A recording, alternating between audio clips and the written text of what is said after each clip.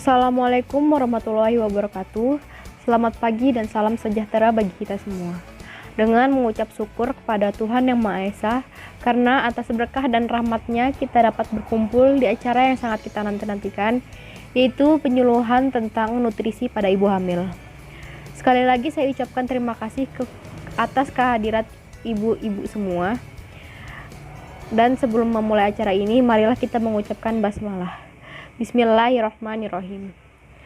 Baik, untuk mempersingkat waktu, mari kita langsung saja ke materi dan akan saya serahkan kepada moderator.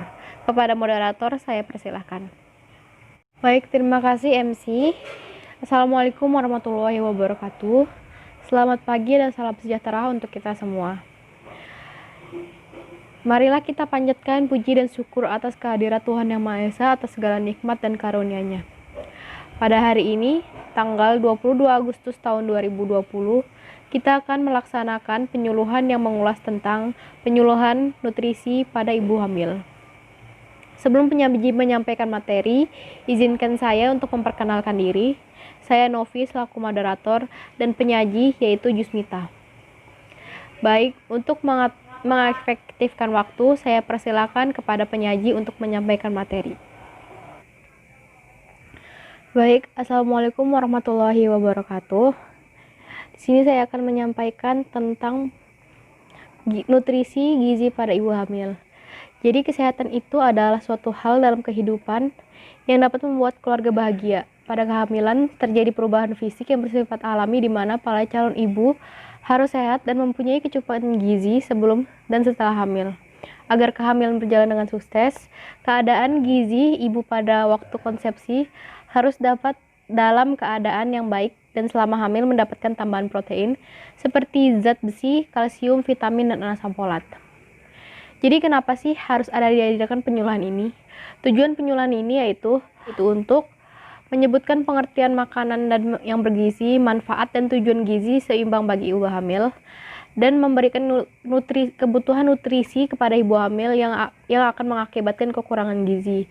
Juga kita dapat mengerti cara mengolah makanan bagi ibu hamil. Selanjutnya, apa sih pentingnya nutrisi pada ibu hamil? Jadi gizi pada ibu hamil adalah makanan sehat dan seimbang yang harus dikonsumsi ibu selama kehamilan dengan porsi 2 kali makan orang yang tidak hamil. Jadi apa saja zat gizi yang harus dipenuhi pada ibu hamil? Saya akan menjelaskan. Yang pertama itu ada asam folat. Menurut konsep evidence bahwa pemakaian asam folat pada masa pre dan prekonsepsi menurunkan resiko kerusakan otak, kelainan neural, spina bifida, dan encephalitis baik pada ibu hamil yang normal maupun beresiko. Asam folat juga dapat berguna untuk membantu produksi sel darah, sintesis DNA pada janin dan pertumbuhan plasenta. Yang kedua ada kalori. Seorang wanita selama kehamilan memiliki kebutuhan energi yang meningkat. Energi ini digunakan untuk pertumbuhan janin, pembentukan plasenta, pembuluh darah, dan jaringan baru. Selain itu, tambahan kalori dibutuhkan sebagai tenaga untuk proses metabolisme jaringan baru. Yang ketiga ada energi.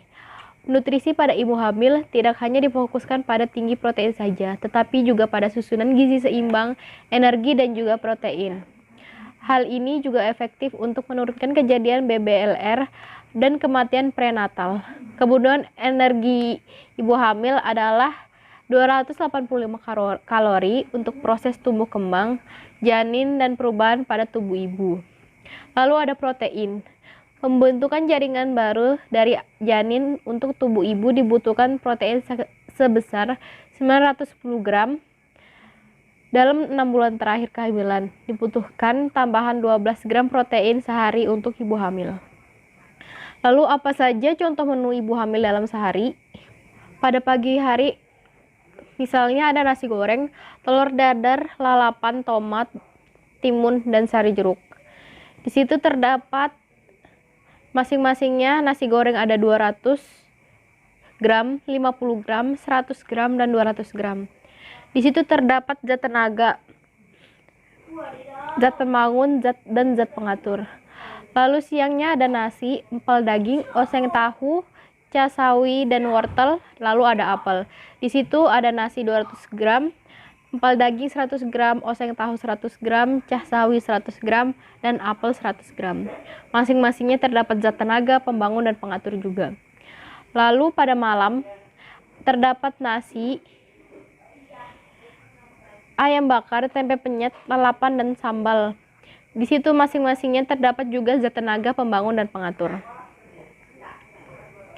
Apa saja faktor yang mempengaruhi gizi ibu hamil? Saya akan menjelaskan faktor-faktor yang mempengaruhi gizi ibu hamil. Yang pertama, usia. Lebih muda usia pada ibu hamil, maka akan kebutuhan energi lebih banyak. Berat badan. Berat badan ibu hamil akan menentukan jumlah kebutuhan nutrisi. Kenaikan berat badan yang kurang lebih beresiko dalam pertumbuhan janin.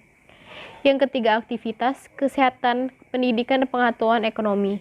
Lalu ada kebiasaan pandang terhadap makanan. Di sini termasuk adanya pantangan yang harus dipatuhi oleh ibu hamil karena peraturan adat atau mengutamakan makan kepala keluarga dan anak-anak. Lalu ada nutrisi pada sebelum hamil dan setelah hamil, lingkungan, dan psikologi. Bagaimana cara mengolah makanan bagi ibu hamil? Yang pertama, makanan segar yang kaya akan gizi baik untuk dikonsumsi namun mudah terjangkit bakteri dan jamur. Yang kedua, makanan jangan terlalu lama disimpan, terutama jenis tepung havermut, tepung maizena. Susu yang terlalu lama terkena cahaya dapat kehilangan vitamin B. Jika tidak ada lemari es, simpan di kotak susu di tempat terlindung. Jangan garami daging atau ikan sebelum dimasak karena dapat melenyapkan sarinya yang alami.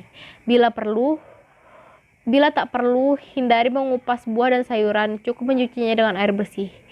Sayuran sebagai dikukus bila direbus menggunakan air sedikit mungkin dan juga terlalu lama akan seratnya hilang. Baik, terima kasih. Itu saja materi yang dapat saya sampaikan. Semoga ibu-ibu di sini dapat memahami dengan baik, dan pesan saya untuk ibu-ibu tetap jalani dan ikuti nutrisi standar pada ibu hamil agar janinnya dapat lahir normal dan dapat sehat saat lahir. Terima kasih, saya kembalikan kepada moderator. Sekian diskusi kita pada hari ini. Terima kasih kepada para audiens dan antusiasnya selama diskusi berlangsung. Semoga apa yang telah disampaikan oleh penyaji bermanfaat bagi kita semua. Mohon maaf apabila ada kata yang kurang berkenan di hati. Akhir kata, wassalamualaikum warahmatullahi wabarakatuh.